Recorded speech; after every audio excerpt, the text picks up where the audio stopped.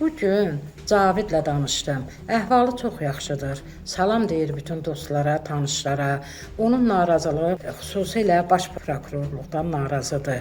Cavid deyir, kimin nə deməsindən asılı olmayaraq mənim təqsirsiz olmağım barədə, cinayət işinin qanunsuz olmağı barədə mötəbər sübutlar var. Baş prokurorun Cavidin şikayətlərinə baxılmamasından narazılığını bildirir.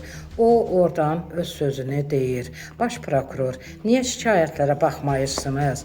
Vəzifəli şəxslər, niyə özbaşınalıqdan əl çəkmirsiniz? Narazılığı baş prokurordandır. Məhkəmə Hüquq Şurasındandır. Bu işlərlə bağlı prokurorluğa şikayət etmək lazımdır. Prokurorluq da baxmır şikayətlərə. Bəs dərdimizi kimə deyək?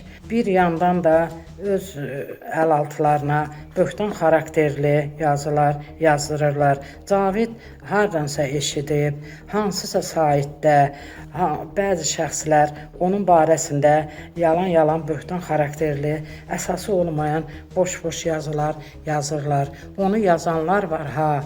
Cavid deyir, hamısı məmurların nəzarəti altında olan adamlardır. Onların yazıları mənasız, əsası olmayan böhtan xarakterli yazılardır. Ona görə belə boş-boş danışırlar. Cavid deyir, əl çəkmək lazımdır. Bu böhtanlardan düzgünlüyə qayıtmaq lazımdır.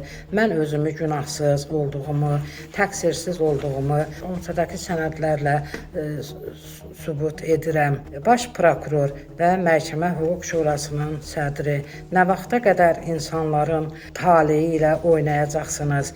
Niyə son qoyulmur bu məmur özbaşınalığına? Əl çəkin bu özbaşınalıqdan.